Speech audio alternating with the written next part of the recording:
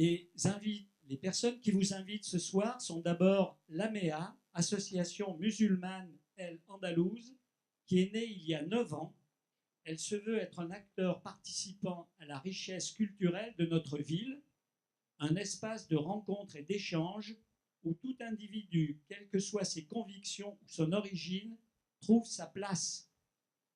Elle s'inscrit dans une dynamique spirituelle, sociale et éducative pour le civisme, l'interculturalité et le vivre ensemble. Actuellement, l'association AMEA développe ses actions autour de 4 axes principaux. Présenter un islam en adéquation avec notre contexte laïque et républicain. Un islam spirituel qui prône la charité, le partage et la fraternité humaine. Participer à la vie citoyenne et culturelle à travers diverses manifestations que nous organisons essentiellement avec d'autres partenaires locaux. Contribuer à l'éducation et à la réussite scolaire des enfants et des jeunes. Dernier point, mener des actions de solidarité pour aider les plus démunis en partenariat avec des associations caritatives locales, associations Aide, Soutien et Partage, depuis 2013. Les autres personnes qui vous invitent, eh bien, c'est tout simplement la paroisse catholique de Saint-Chamond, représentée par son curé, qui, depuis plusieurs années, développe des activités en lien avec AMEA. Les responsables de ces 2 groupes ont l'idée d'organiser cette rencontre. Vous leur avez donné immédiatement votre accord. Après, il a fallu trouver une date, ce qui n'était pas simple, mais voilà, ils sont là ce soir. Je présente maintenant nos 2 intervenants. Tarek Oubrou est un... Alors, je trouve mon papier parce que j'en ai plein.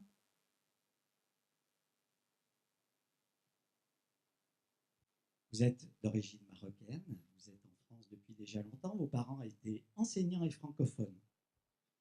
Vous êtes arrivé à Bordeaux à 19 ans pour faire des études de biologie et de médecine, et puis ensuite, très rapidement, vous vous êtes consacré à réfléchir et à mener un travail d'imam. Vous êtes revenu une dizaine d'années après à Bordeaux, et vous êtes le grand imam de la mosquée de Bordeaux. Vous avez reçu les insignes de chevalier de la Légion d'honneur en 2013, remis par Alain Juppé, le maire de Bordeaux, bien sûr, et on vous voit souvent à la télévision ou dans les médias. Vous êtes connu pour vos prises de position publiques en faveur d'un islam libéral. Et du 6 janvier au 8 janvier 2015, vous étiez à Rome avec 3 autres responsables des communautés musulmanes de France à la rencontre du pape. Vous vous souvenez de la date. Voilà, on est donc particulièrement heureux de vous accueillir chez nous. Pour Thierry Magnin, alors Thierry Magnin, il nous vient de moins loin, il nous vient de Lyon, mais c'est un prêtre du diocèse de Saint-Étienne. C'est un scientifique. Son parcours, c'est la science dure, la physique. Il a été professeur à l'école des mines, à l'université de Lille, et depuis maintenant 3 ans, 4e année, il dirige l'Université catholique de Lyon, avec un magnifique projet d'installer les plus de 10 000 étudiants de l'université dans les locaux de la prison Saint-Paul, rénovés dans le nouveau quartier des Confluences à Lyon. Et de précision également, depuis 3 ans, en collaboration avec l'université de Lyon 3, l'Université catholique de Lyon propose une formation pour les imams de France. Et autre caractéristique de Thierry aussi, il participe avec des croyants d'autres traditions religieuses à un groupe de travail réuni par l'UNESCO qui réunit des scientifiques autour des problèmes, entre autres, d'éthique. Voilà. J'espère ne pas avoir été trop long. À vous, Tarek, pour une demi-heure. Le sujet proposé est un sujet dans sa formulation est pertinent, mais dans la réponse, quelle que soit sa précision, n'épuisera pas totalement les contours de cette complexité, à savoir la religion et la violence à cause ou malgré. D'abord, une remarque sémantique sur la religion. La religion en tant qu'entité abstraite n'existe pas. C'est généralement, concernant les religions révélées, il s'agit d'abord d'un livre, une révélation, qu'elle soit incarnée ou qu'elle soit transmise par la parole. Eh bien, il a trouvé un support écrit, les Écritures, les religions des Écritures, donc des textes. Il s'agit également d'institutions, notamment pour l'Église catholique. Il s'agit également d'interprétation, en termes d'approche intellectuelle, puisque le livre suppose la lecture automatiquement exige l'interprétation, puisque le livre ne parle pas de lui-même. L'écrit contient un message reçu par la raison, par l'expérience, par la foi, et les traduit en interprétation. Et puis, il y a des réalités historiques. Il y a une réalité des textes eux-mêmes, et puis il y a la réalité des communautés religieuses qui vivent une époque qui n'a rien à voir avec l'histoire originelle des textes. Donc il y a une distance temporelle, culturelle, mentale, psychologique entre l'époque des textes et l'époque que vit le croyant à un moment donné, dans une culture donnée, dans une réalité donnée. Donc les religions dans l'abstraction, ça n'existe pas. Il y a des réalités intellectuelles, expérientielles, politiques, économiques, parce que tout simplement, il s'agit de l'homme, tout simplement. C'est de l'homme dont il s'agit. Dieu lui-même, il a créé l'homme à son image, justement pour que cet homme assume cette liberté de recevoir, d'accepter ou de ne pas accepter le message. Une fois qu'il a accepté, il a la liberté de l'interpréter. Une fois qu'il l'a interprété, il a la liberté de l'appliquer ou non. Il doit assumer sa responsabilité comme une conséquence de sa liberté.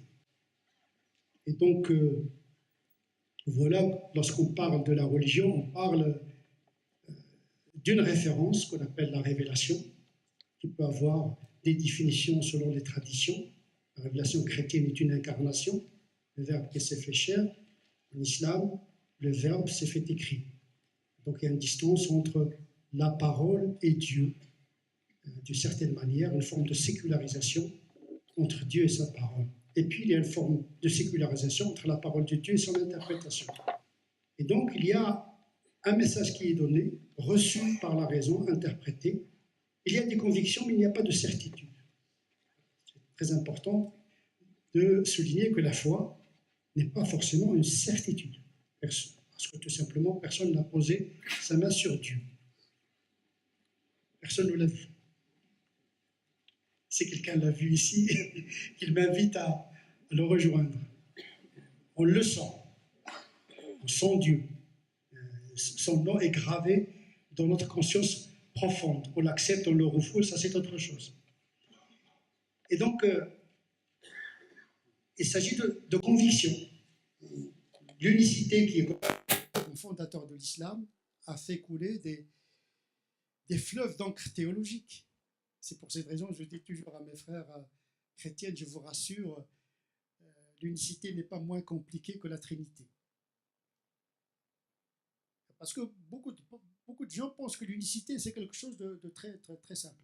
C'est très simple, mais c'est très profond également. Ça a donné toute une matière de théologie spéculative et une théologie mystique. Donc on a approché l'unicité par deux biais, par l'intellection, par le raisonnement, mais également par l'expérience intérieure. Il y a deux modes de connaissance, par la rationalité, mais également par la prière, par la méditation, par l'expérience de la transcendance, d'une certaine manière. Et donc, il y a des certitudes, il y a des convictions, mais il n'y a pas de certitude. C'est-à-dire il y a des interprétations, des choix. L'islam est né avec cette diversité théologique, canonique et mystique.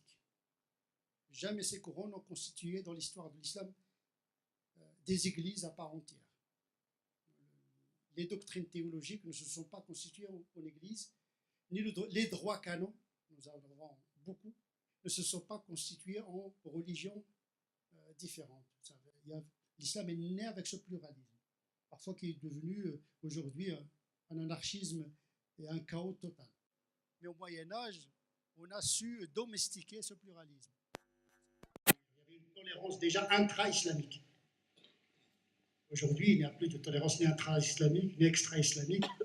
Peut-être nous aurons l'occasion d'expliquer ce renversement de l'histoire musulmane aujourd'hui pour des raisons géopolitiques, économiques, mais également pour des raisons de faillite herméneutique et d'incapacité de lire le texte à la lumière des exigences de notre époque.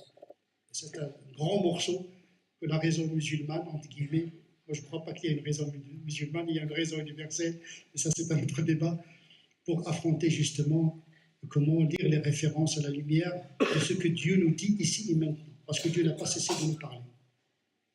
Ayat, on parle les signes de Dieu. Dieu nous parle à travers le Coran, les ayats, les signes de Dieu révélés, mais Dieu parle à travers les événements, à travers le monde, à travers la nature. Comme en vous-même, il y a des signes de Dieu dans les horizons. Donc, il n'y a qu'interprétation. Donc, c'est une foi qui suppose l'intelligence. Quand il n'y a pas d'introduction de la raison pour modérer et orienter la foi, eh bien, c'est le fidéisme aveugle qui pourrait aboutir justement à la violence. La violence intérieure, déjà, la souffrance, quand on n'est pas bien dans sa peau, généralement, on diffuse le chaos. La violence, elle commence par une pensée qui n'est pas sereine, qui n'est pas en phase avec l'esprit des textes et l'esprit du monde. Et cette pensée de souffrance, elle produit autour d'elle de la souffrance et de la violence. Le propre de la foi, c'est de mettre l'individu en harmonie avec la transcendance pour mieux vivre avec les autres. C'est ça le propre d'une religion. Mais entre la religion et sa réalité, il y a une distance. On la voit aujourd'hui. Il y a des musulmans paisibles, il y a des musulmans de pareil. Voilà. C'est comme dans toutes les... C'est à l'image de l'humanité. Parce qu'il s'agit de l'homme. Il n'y a pas un code génétique qui pourrait expliquer le comportement d'un musulman. Le Coran n'est pas un code génétique. Il y a des gens qui vont chercher dans le Coran la violence. Vous trouvez la paix et la violence dans le Coran, comme dans la Bible également. Vous allez trouver des passages lumineux, mais également des passages violents, parce que ce sont des textes qui ont été révélés dans des réalités parfois contradictoires. Il y a des moments de paix, il y a des moments de guerre, et la posture la plus adéquate devant la violence, qui peut être légitime, et parfois, il peut être injuste. La violence en tant que telle n'est ni bonne ni mauvaise. Voilà. Pour moi, la violence est une énergie qui peut être positive ou négative selon le visage. Mais ça, c'est un autre sujet. Peut-être nous aurons le temps de développer, peut-être philosophiquement parlant, théologiquement parlant, qu'est-ce que c'est que la violence. Parce que si on ne se fait pas violence, c'est le désordre également. Voilà. L'énergie, elle est violente, c'est elle qui permet de garder l'atome et les particules justement en harmonie, et qui garde les éléments de la nature. On a besoin de violence pour garantir l'ordre. Mais parfois, cette violence, c'est une énergie négative qui produit, depuis la pensée jusqu'au comportement physique, le désordre. Elle fait pour évoquer un terme coranique. Et donc, le Coran est né, l'islam est né avec ce pluralisme. Elle était à l'origine d'une civilisation qui a régné relativement sur le monde pendant 7 siècles. Le monde parlait l'arabe, la philosophie était arabe, la physique était arabe, l'astronomie était arabe, les latins apprenaient l'arabe ou bien faisaient recours aux hébreux arabisants pour traduire les textes, etc. Donc, c'était comme l'anglais aujourd'hui, d'une certaine manière. Et donc, un texte sacré qui a produit de la civilisation et de la rationalité et de la science et de la philosophie. Jusqu'à un tel degré qu'Averroès, il a fait une fatwa, pas celle de Khomeini, obscurantiste, mais une fatwa lumineuse qui exige l'apprentissage de la philosophie comme une dimension de l'islam, parce que l'islam il ouvre sur la sagesse universelle. Le Coran fait l'éloge de la sagesse universelle. En vérité, pour simplifier les choses, le Coran se veut comme une raison de l'extérieur, comme la raison se veut comme une révélation intérieure. Toute la théologie et la pensée musulmane du Moyen-Âge consistaient à réconcilier les lumières extérieures avec les lumières intérieures, l'immanence avec la transcendance. C'est ça la problématique nodale que réglaient les musulmans au Moyen-Âge. On peut dire que le Moyen-Âge des musulmans était leur modernité. Et aujourd'hui, les musulmans, j'ai l'impression qu'ils vivent leur Moyen-Âge. Nous sommes dans deux histoires inversement parallèles. Quand vous trouvez aujourd'hui des jeunes qui sont en train dans les écoles, en train de combattre au nom du Coran la théorie de l'évolution, vous tombez par terre. Parce que les fondateurs, entre autres, de la théorie de l'évolution sont les musulmans eux-mêmes. Al-Jahid, al-Tunsi, Ibn Khaldoun, qui dit que l'homme descend du singe. 5 ans avant Darwin. Donc aujourd'hui, des musulmans au XXIe siècle, dans l'école de la République, combattent une théorie que leurs ancêtres ont participé à élaborer. Déjà à l'époque de Darwin, on parlait de la théorie de l'évolution mahométane, issue de la théologie naturelle, etc.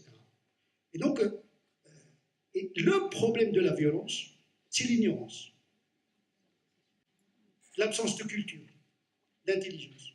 Je pense qu'à cet égard, l'école de la République peut nous aider un petit peu à canaliser cette violence qui commence d'abord par une pensée erronée qu'on n'a pas vérifiée. Il faut apprendre à nos enfants à décortiquer un texte, à décrypter une image, l'herméneutique iconique, d'une certaine manière, les images subliminales, parce que l'herméneutique, il n'y a pas que l'herméneutique du texte, il y a l'herméneutique de l'image également, le défilement, les messages subliminaux, les images subliminales, etc. Donc, l'interprétation, il faut développer des ménages, un sport cérébral qui consiste à interpréter en permanence et à refuter en permanence les interprétations parce qu'on apprend tout le temps. La réalité nous surprend tout le temps. La réalité est plus parlante que la théologie et que la théorie. Comme disaient les biologistes, les théories passent et la grenouille reste. On a beau décrire la nature, elle est insensible à nos théories. En vérité, lorsque l'homme décrit la nature, il se décrit lui-même. Quand il parle des particules, quand il parle de l'évolution, en vérité, il parle de lui-même. Donc, il y a l'anthropologie, tout est anthropologie. Et quand il parle de la religion, il parle de lui-même également. Et Dieu a donné cette liberté à l'homme. Le Coran dit, si Dieu l'avait voulu, il aurait fait de vous une seule communauté. Tel n'est pas le dessein de Dieu. Assumer l'autonomie de l'individu, les particularités des communautés, et de gérer ce pluralisme. Le Coran fait l'éloge du pluralisme biologique, en plaçant l'homme parmi les espèces, lorsqu'il parle des oiseaux et des bêtes, il dit en vérité, les oiseaux et les bêtes sont des communautés comme vous autres. Donc vous participez à cette biodiversité. Et puis le polymorphisme génétique et culturel qui caractérise l'espèce humaine, parmi ces signes, la création des cieux et de la terre et la diversité de vos couleurs et de vos langages. Diversité biologique et culturelle. Et puis diversité religieuse. Et si Dieu l'avait voulu, il aurait fait de vous une seule communauté. Que celui qui veut croire, qu'il croit. Que celui qui ne veut pas croire, qu'il ne croit pas. Ce que j'appelle des versets principiels. Par contre, les versets qui appellent à la guerre, il faut les mettre dans leurs circonstances, parce que la révélation a une histoire. Ce n'est pas parce que le Coran vient de Dieu que tout doit être reproduit, sacralisé. Parce que cette révélation, elle a fait éruption dans le monde des hommes, elle a composé le message, elle a négocié le message en fonction des limites anthropologiques du moment coranique. Il ne s'agit pas de reproduire un modèle, mais de prendre en considération la méthodologie divine dans la négociation du principe absolu avec une réalité relative. la justice est un principe universel, adilu, le Coran dit soyez juste. On a donné la dignité à l'être humain, en général, croyant, pas croyant, la dignité, etc. Sauf que la dignité, la justice, l'égalité, elle se développe et évolue en fonction des cultures, en termes de droit. Donc il y a une égalité ontologique, mais il y a une inégalité juste négociée en fonction de l'évolution des peuples. Et donc, il faut prendre en considération justement l'histoire du texte. On ne peut pas lire un texte en abstraction, on lit le Coran. Il y a beaucoup de gens qui disent, pour comprendre l'islam, je vais lire le Coran. Mais le Coran, pour lire le Coran, vous êtes obligé de lire la tradition du prophète, qui est le prolongement, parce que sa fonction, c'est d'expliquer le Coran. Mais également, il faut lire la sira, c'est-à-dire la traçabilité de la révélation. Puisque le Coran n'est pas un texte classique. Ce n'est pas comme la Bible. Il n'est organisé ni en fonction d'une chronologie quelconque, ni en fonction d'une thématique. Pour ne pas croire que l'histoire est linéaire. L'histoire n'est pas linéaire. Peut-être que nous aurons l'occasion de parler de la désécularisation du monde et au retour sauvage à la religion sans la médiation. On a cru que l'homme, avec 19e siècle, la sécularisation, amorcée déjà par Hegel, sécularisée par Marx, la philosophie du progrès, et que de toute façon, on est inscrit dans ce progrès, on va sortir de la religion. On dit que le christianisme est la religion de la sortie du christianisme. C'est pas vrai. C'est pas vrai. Parce qu'on était dans un paradigme d'une philosophie de l'histoire linéaire. Et puis la sécularisation au 19e siècle, au début du 20e siècle, pour beaucoup de gens, était irréversible. Il n'y a pas de retour. Manque de peau. Aujourd'hui, on voit que le monde autour de nous est furieusement religieux. C'est vrai, en Europe, c'est le continent le plus sécularisé, et la France est le pays le plus sécularisé de l'Europe. On est dans l'exception de l'exception. C'est pourquoi on a du mal à comprendre cette éruption. Mais en vérité, le monde n'a jamais cessé d'être dans la spiritualité, dans la transcendance, même s'il y avait à un moment donné, grâce au développement le paradigme de l'État-nation, mais également le développement de la science, une forme de sécularisation intra-religieuse, parce que la foi a été éprouvée par la modernité. Mais aujourd'hui, on n'est plus dans la modernité, ou dans la post-modernité, et qu'il y a une crise épistémologique des sciences, et puis cette science qui était un facteur de sécularisation est devenue aujourd'hui un facteur de spiritualisation avec la mécanique quantique, la biologie moléculaire. Là, on est vraiment dans la métaphysique. Avec on a un spécialiste parmi nous. La mécanique quantique, c'est de la folie. Il n'y a pas de loi, il n'y a rien du tout, c'est de l'irrationnel total. Hein. Il n'y a pas de temps, il n'y a pas d'espace, il n'y a rien. L'effondrement de la matière, elle disparaît. On dit aujourd'hui que dans le monde, il n'y a pas de matière, il y a des informations. On a informatisé le monde. Il n'y a que des informations. La corde disparaît, après la corde, on ne sait pas ce qu'il y a, etc. Donc il n'y a que des informations. Effectivement, ça rend fou. C'est ça qui explique ce retour à l'irrationnel, qui risque d'être brutal. Et le premier qui va payer le prix, ce sont les religions. Parce qu'ils vont être instrumentalisés, parce qu'il n'y a plus de médiation de la théologie, ni de l'herméneutique. Quand on voit des jeunes qui ne savent même pas lire le Coran, ni la Bible, en train de s'improviser, parce que je suis musulman, tout ce que je dis de l'islam est vrai. Ben, il se prend pour un ange, Gabriel, ou bien le prophète. Même le prophète n'avait pas cette prétention. Il relativisait son interprétation. Le prophète lui-même, il demandait à Dieu qu'il lui donne davantage de connaissances. Et j'ai l'impression que beaucoup de musulmans, ils pensent qu'une fois dans l'islam, ils sont dans l'arrivée. Comme si le Coran, c'était un point d'arrivée. Non, mais le Coran, c'est un point de départ.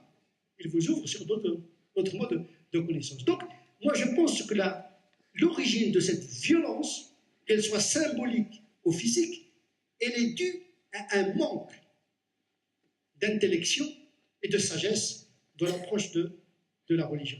Et s'ajoute à ça une réalité de frustration, de vulnérabilité, d'exclusion, également des inégalités, des systèmes politiques cadenassés, etc. Eh bien, vous savez, vous avez une cocotte minute, s'il n'y a pas de soupape, c'est l'explosion. S'il n'y a pas de démocratie, c'est la violence qui va parler, etc. Donc, il y a des explications. C'est-à-dire que l'intégrisme ne s'explique pas uniquement par l'interprétation du texte, mais dans les conditions, ça s'explique par les conditions dans lesquelles le croyant interprète le texte. Tout simplement. Si vous êtes dans la tension, la violence, l'exclusion, la frustration, la vulnérabilité, vous ne lisez pas le texte avec sérénité. Et vous risquez de transformer la religion en bouclier identitariste de protection. Or, la religion, elle est venue pour servir l'homme croyant ou incroyant. Une miséricorde traduite, rahma, ce que le frère chrétien appelle l'amour. Pour nous, le terme de rahma, c'est plus que l'amour. Ça veut dire c'est l'amour matricial, tripal, sans retour. Sans retour. Parce que parfois, l'amour, il peut être intéressé aussi. Rahma, c'est sûr que la maman n'attend rien du tout et il donne la vie gratuitement, d'une certaine manière.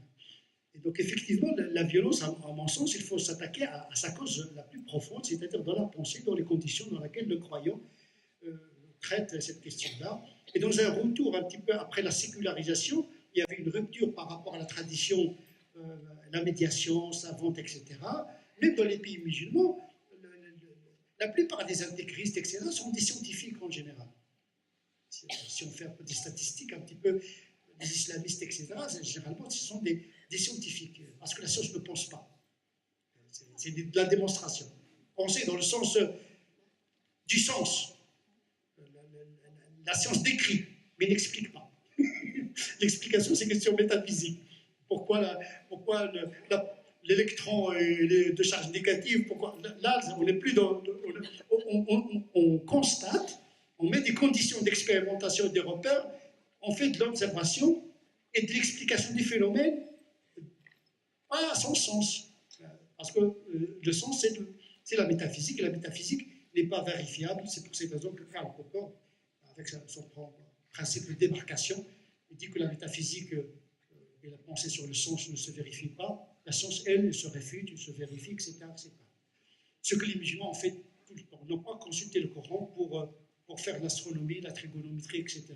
C'est-à-dire que le Coran n'est pas source, la théologie n'est pas source de méthodologie scientifique. Donc, les premiers à établir d'une certaine manière, entre guillemets, le principe de la démarcation sont les musulmans eux-mêmes. Jahid, qui était un théologien, ne consultait pas le Coran pour développer son éthologie, l'étude du comportement de l'animal, en 2 gros volumes. Peut-être le premier éthologue. Mais il ne consultait pas le Coran. Il consultait la nature, puisque le Coran, il dit, vous voulez chercher l'origine de l'être humain?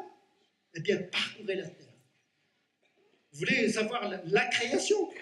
Eh bien, faites la paléontologie. Vous voulez savoir comment Dieu a inauguré la création? Eh bien, contemplez la terre. Contemplez la terre, c'est-à-dire parcourir la terre, mais ne consultez pas le Coran, parce que le Coran, l'objet du Coran, c'est pas un livre scientifique. D'abord, il parlait avec des Arabes qui n'avaient aucune culture scientifique. D'ailleurs, ils étaient presque à la marge des civilisations de l'époque. Mais les primo-musulmans, ils ont compris ça. Et ils étaient à l'aise relativement. Aujourd'hui, on est plus à l'aise. Il n'y a pas cette séparation des ordres. Ce que les savants appelaient le furuq. L'islam est né avec cette séparation. Le politique, le théologique, le canonique, le mystique. Il y avait toujours cette séparation. Séparation ne veut pas dire rupture. Mais on sépare les éléments pour mieux les unir, comme disait Doka. Et donc, aujourd'hui, cette violence, cette visibilité un peu incomprise parfois, est le produit d'une méconnaissance de cette religion et comment elle se déploie dans l'histoire. Aujourd'hui, on veut un islam, chez certains musulmans, qui est en abstraction, en apesanteur de la réalité. C'est ça le salafisme. Le salafisme, c'est pas le retour au texte, c'est le retour à l'histoire. Or, l'histoire n'est pas un code. On n'a pas à reproduire l'histoire du moment coranique, les habitudes des Arabes, mais reproduire le message, à ne pas mélanger le principe actif du Coran avec les excipients, les adjuvants culturels qui ont permis la réception et transmission de ce message. Telle est vraiment une des voies de solution pour éviter le pire. Et je vous remercie.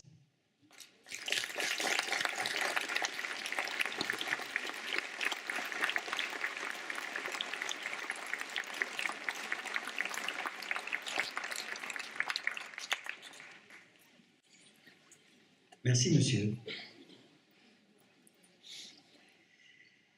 Thierry, à vous. La règle est la même. 25 à 30 minutes.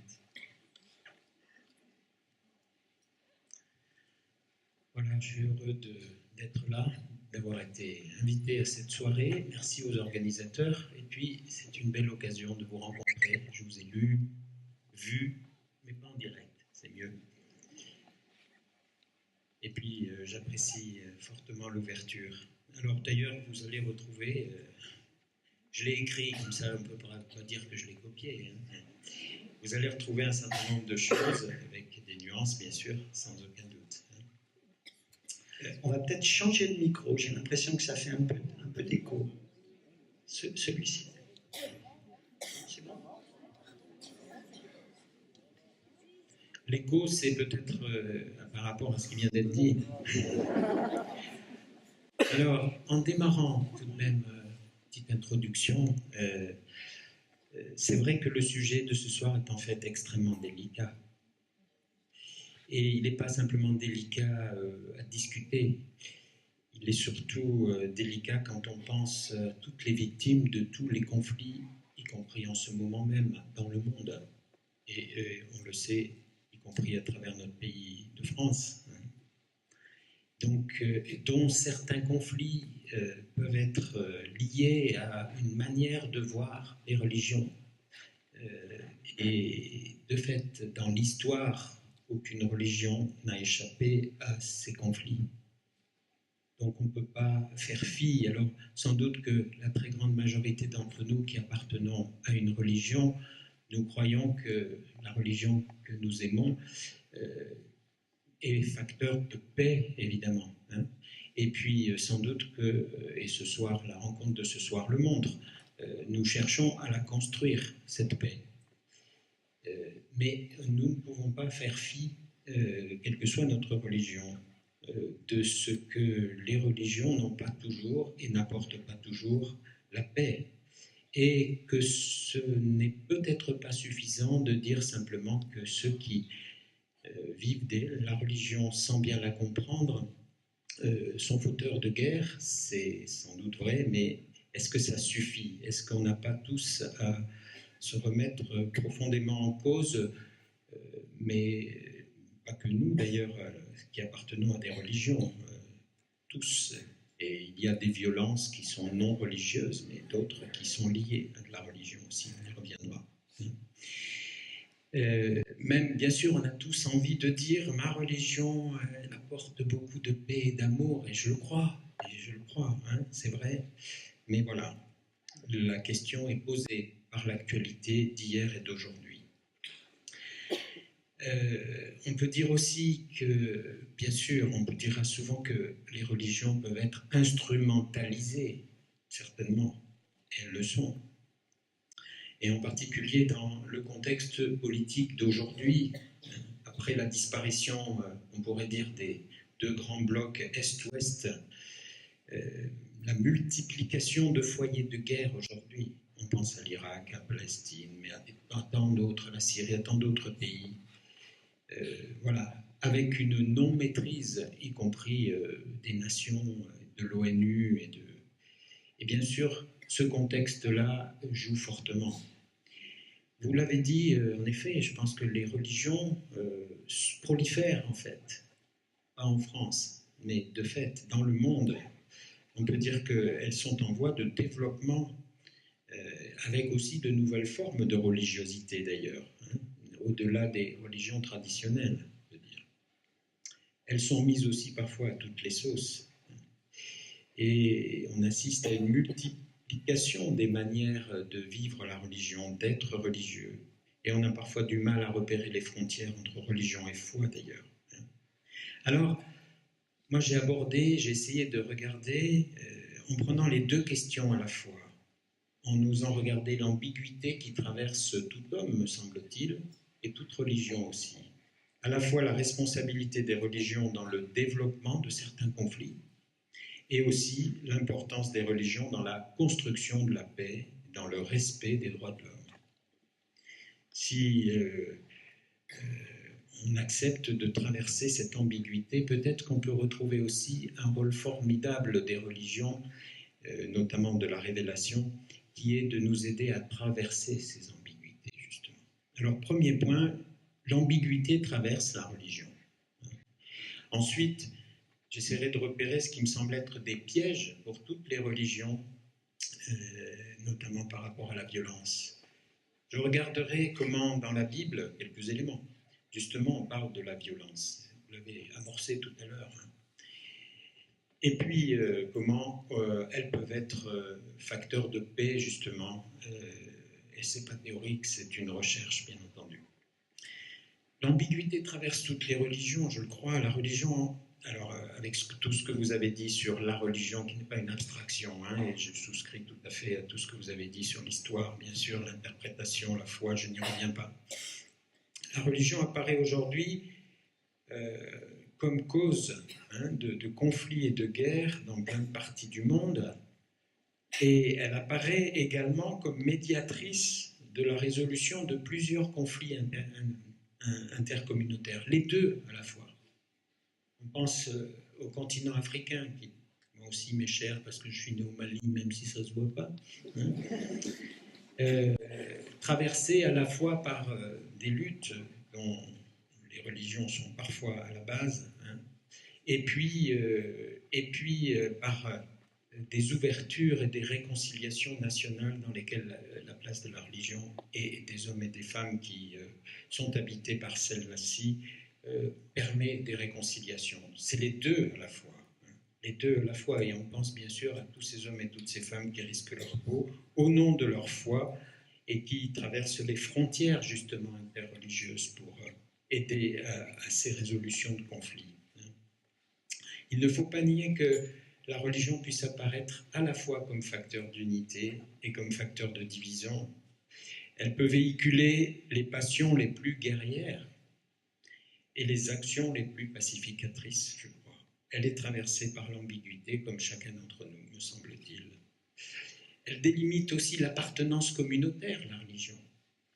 Et du coup, parfois, elle crée des divisions par ce biais-là. On le voit bien. Et puis en même temps, elle est capable d'aller au-delà des frontières locales et des identités nationales. Et là, elle devient facteur d'unité ou de réconciliation. Voilà, elle a cette ambiguïté et souvent, me semble-t-il, deuxième étape dans l'ambiguïté de nos religions parfois relève aussi, ou de la manière dont nos religions sont vues. Parce qu'en effet, la religion en tant que telle, toute seule, je ne sais pas ce que c'est, sans personne qui la vive. L'ambiguïté de la religion relève aussi de l'ambiguïté de notre rapport au sacré. Alors ça, c'est une énorme question. Le sacré. Et nous sommes, je pense, tous questionnés dans notre rapport au sacré. Je ne veux pas nier le sacré, surtout pas. Et lorsque ce sacré est profondément attaqué, on peut discuter de la liberté d'expression. Jusqu'où?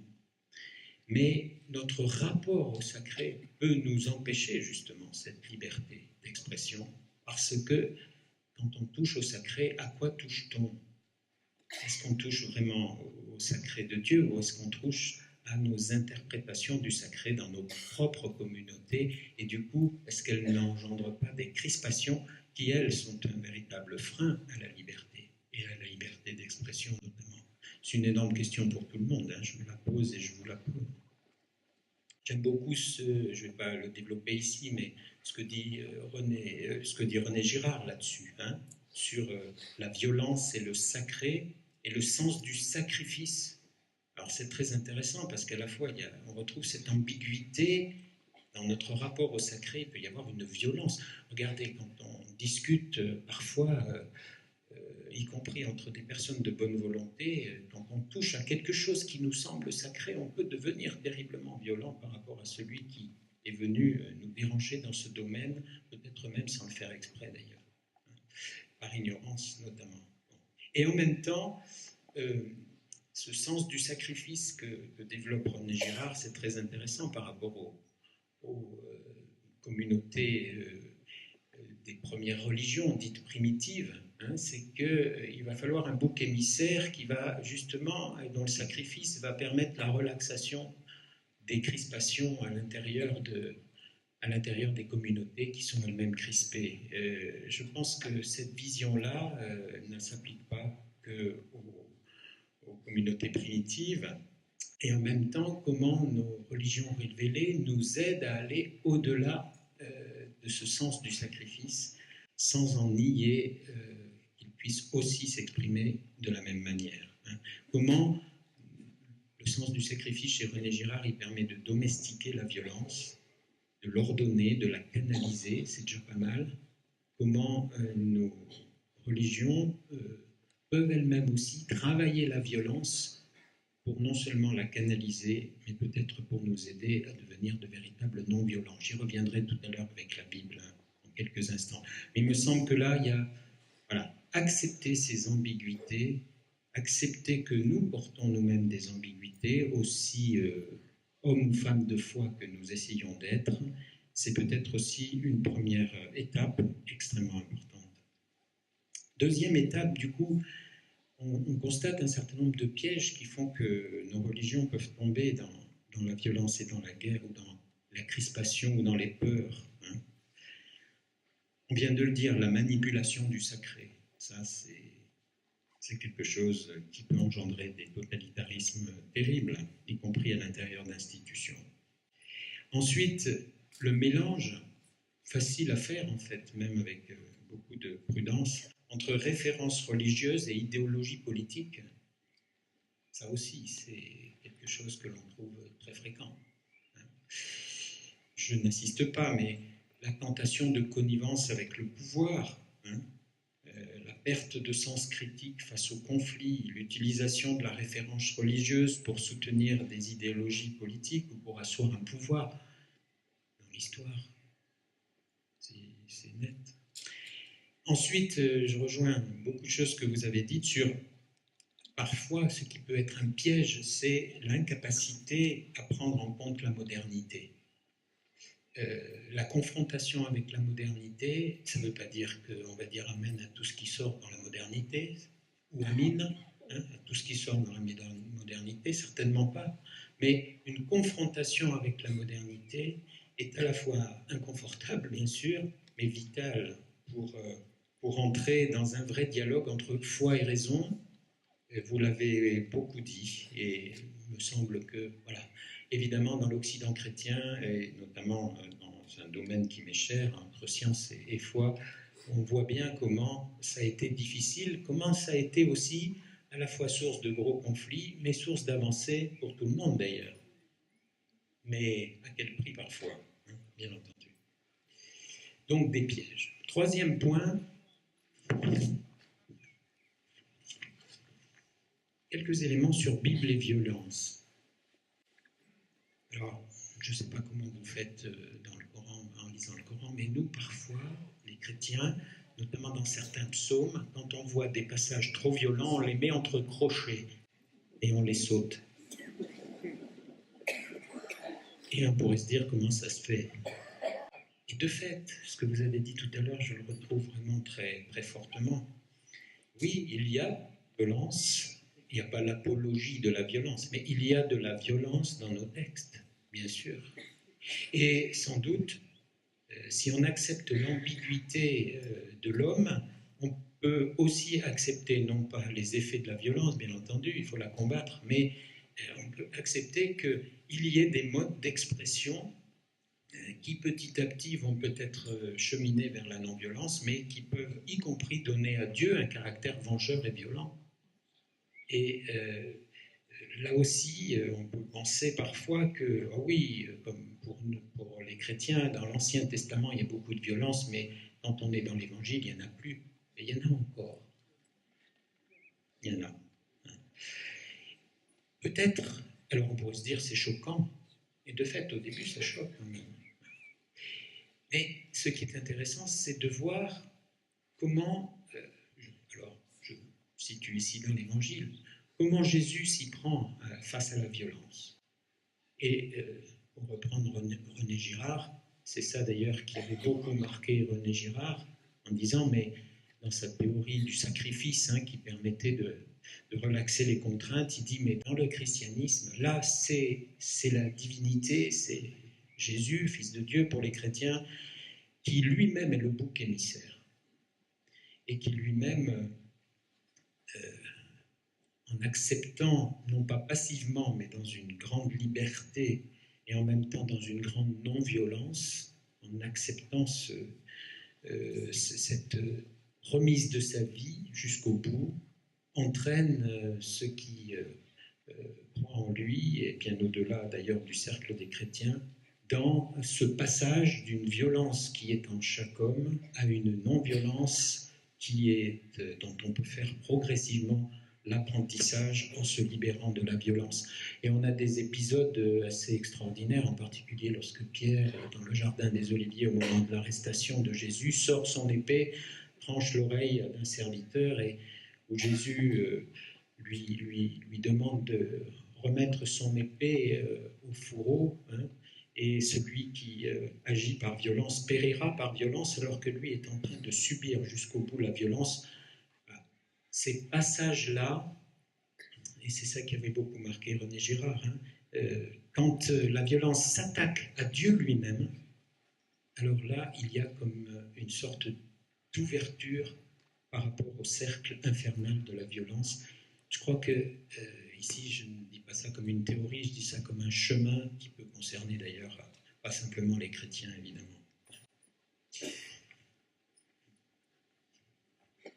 Alors, j'en suis à la moitié. Et bien justement, je vais passer aux religions et à la paix, à la construction de la paix. À quelles conditions? Alors, je n'ai pas la prétention d'en faire le tour.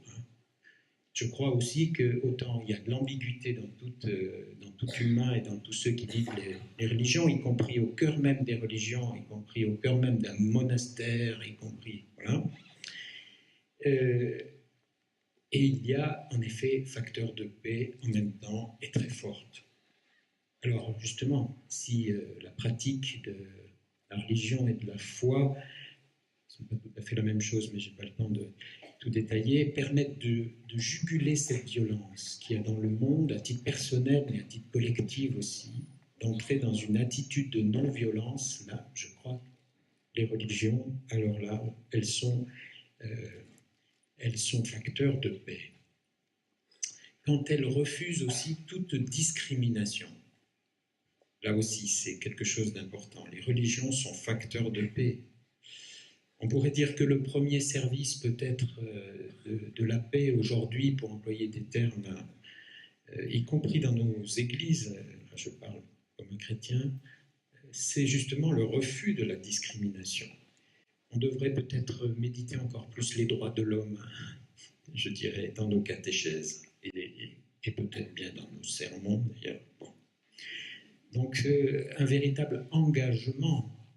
Demander à des représentants de l'ACAT, par exemple, comment ce refus de la discrimination est un lieu d'apprentissage de la non-violence et de la construction de la paix. Alors, lorsque l'ACAT nous fait signer des pétitions, évidemment, on pourrait dire, mais c'est pas ça qui va résoudre l'ensemble des violences dans le monde, ni des tortures, et d'ailleurs ça ne marche pas à chaque fois pour faire libérer des gens. Mais regardons comment, portés par leur foi, ces personnes nous aident à entrer dans un véritable refus de la violence, alors que quand nous sommes devant notre télévision et que nous avons des chants de violence qui nous sont donnés tous les jours, soit nous coupons la télévision parce que c'est insupportable, soit nous entrons dans une boucle d'informations où sur certaines chaînes qui sont en boucle, nous finissons par nous habituer. Aujourd'hui, il y a eu 50 morts. Bah, tiens, hier, il y en avait 100. Et puis demain, il y en aura 200. Mais ça fait partie du quotidien. C'est pas possible, ça. C'est pas possible.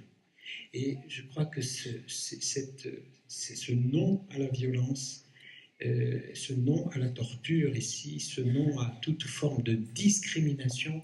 Comment nos religions sont porteuses de ce non, de ce refus, est très important.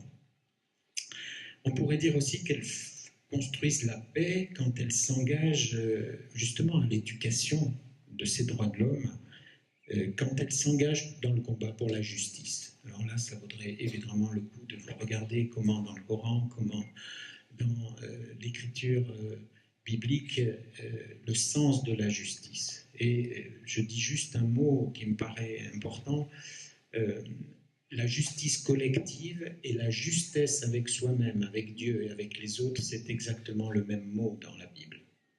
Et ça me paraît là aussi un lieu de travail pour les religions extrêmement intéressant dans la société d'aujourd'hui.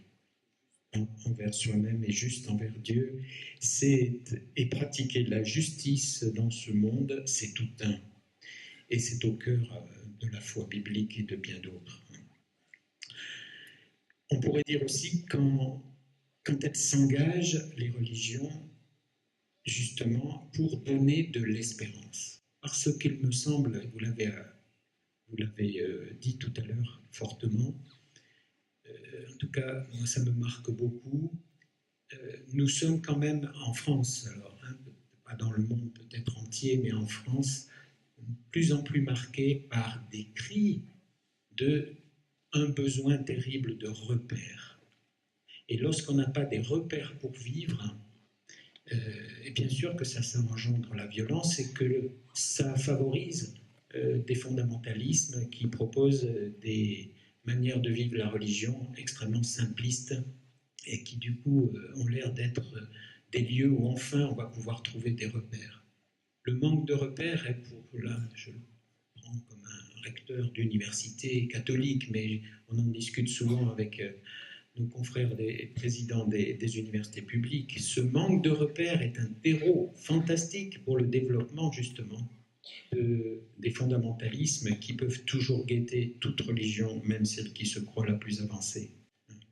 Et là, par contre, lorsque justement ce travail dont vous avez beaucoup parlé, ce travail des Écritures, cette mise à disposition des Écritures, ce travail progressif à la fois d'ajustement à Dieu et d'ajustement au monde et d'ajustement à la justice dans ce monde, ça donne, me semble-t-il, des artisans de paix progressivement et des artisans d'espérance qui acceptent de regarder les ambiguïtés de l'homme, qui acceptent de voir que par moments nous sommes dans les ténèbres de la violence, mais qui croient qu'il y a toujours une issue, non pas par un optimisme béat, mais justement, là je prends des termes chrétiens, parce qu'ils croient que la vie est toujours plus forte que la mort, et pas simplement la mort biologique, mais la mort liée à la haine, liée à la violence qui parfois est tellement énorme qu'elle apparaît sous forme d'excès, et que cette violence et que cette haine n'ont pas le dernier mot.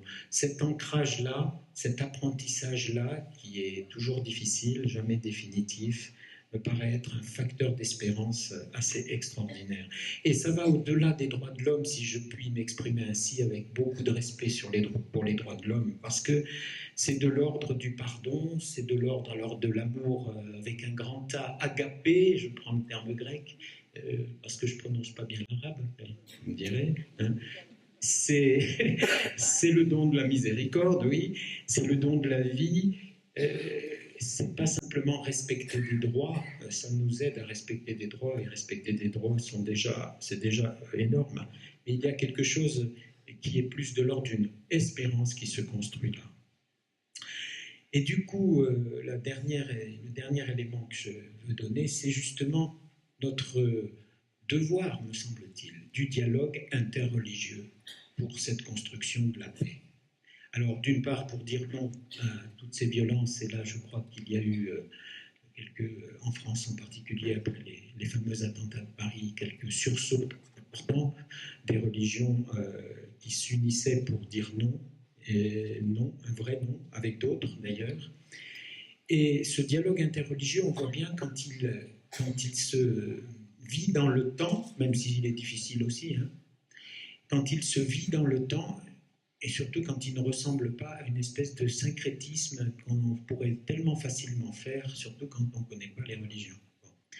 Mais quand il se vit dans le temps, et je veux donner et terminer avec l'exemple de ce que nous essayons modestement de faire avec nos amis musulmans de la Grande Mosquée de Lyon, au niveau d'une formation, de 2 formations que tu as indiquées tout à l'heure dans l'introduction et que nous développons. Une formation pour des imams et des responsables musulmans d'associations.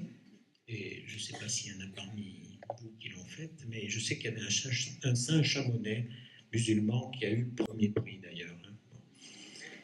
Et puis une deuxième formation qui en partie est parallèle et puis qui rejoint la première à certains moments de l'année, pour des personnels des administrations, que ce soit la préfecture, l'administration de l'éducation nationale, le sanitaire, donc les hôpitaux, la gendarmerie, des personnes qui ne sont pas musulmanes, mais qui ont affaire à des musulmans dans leur travail et qui ne savent pas comment faire. Et là aussi, ces 2 groupes se forment à droit, religion, laïcité en France, avec inculturation et littérature française aussi. Et c'est très fort, hein. Récemment, on a fait le bilan de ces 3 premières années avec des témoignages de ceux qui l'ont fait. Et je peux dire, sans dire son nom évidemment, j'entends encore ce fonctionnaire des renseignements généraux qui doit pister d'éventuels terroristes futurs ou actuels, hein, dire comment à travers cette formation il avait vraiment appris à faire la différence forte entre l'islamisme et l'islam, hein, à l'intérieur même de ce parcours et avec tout ce qu'il pouvait avoir en tête de la situation d'aujourd'hui. Je reste avec son témoignage comme un signe, pas comme une preuve définitive, parce que c'est jamais gagné, mais comme un signe que une formation comme celle que nous faisons là, elle n'est possible que parce qu'il y a eu un terreau, il y a un terreau de dialogue interreligieux. Elle n'est possible que parce qu'il y a eu la confiance de nos amis de la Grande Mosquée qui sont venus dire à une université catholique, est-ce que vous nous aideriez à cette intégration? Et puis nous nous sommes mis avec une université publique en disant, il ne faut pas que ce soit simplement entre religieux, si on peut dire, il faut aussi qu'on puisse cheminer avec des personnes qui, en l'occurrence la faculté de droit de Lyon 3, voilà. Quand il y a un dialogue interreligieux, il y a des alliances au service du vivre ensemble, au service de la cohésion sociale, au service de la reconnaissance les uns des autres, qui sont rendues possibles. Ça, c'est des beaux signes d'espérance. Merci.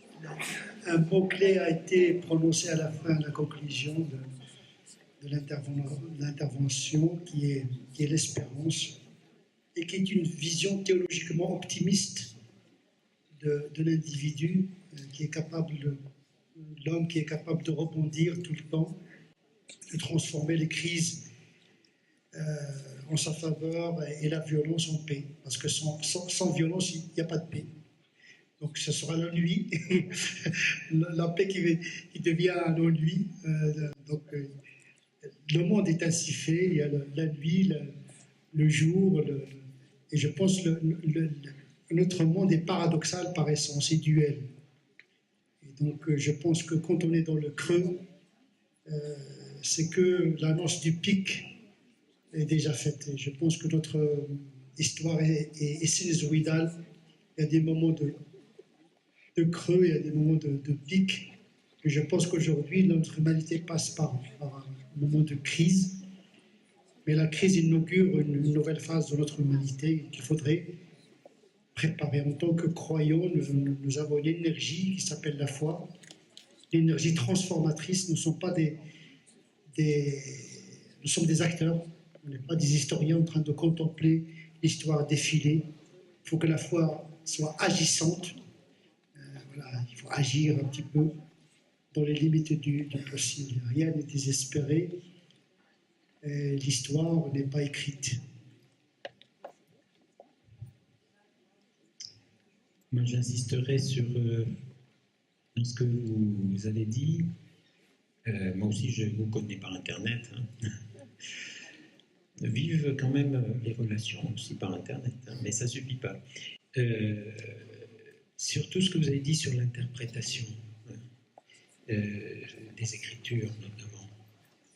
Je crois que ça aussi, parfois on pense que l'interprétation, et de fait, dans toute interprétation, il y a des risques. Quand on fait un travail d'exégète, on peut se tromper, bien sûr. Hein. Mais toute interprétation, elle nous aide, elle est faite en tout cas pour ça, me semble-t-il, à nous aider si elle est bien faite dans un esprit critique et avec d'autres, et en dialogue avec d'autres formes d'interprétation. Elle est faite pour nous aider justement à ne pas nous approprier définitivement le Dieu dont parlent les textes. Et peut-être que la pire des choses, c'est lorsque on prend ses propres représentations de Dieu pour Dieu lui-même. Alors ça, c'est l'ouverture à des totalitarismes très forts, parfois inconscients, mais si importants dans la violence. Et par contre, cette prise de distance par rapport à ce que nous croyons être la vérité, et sans doute participe à la liberté pour construire la paix. Moi, je le crois profondément. Et nos religions, ce qui ne veut pas dire que la vérité n'existe pas, mais nous n'en sommes jamais les propriétaires définitifs. Et ça, c'est toujours une tentation, surtout quand nous avons l'impression que nous devenons savants.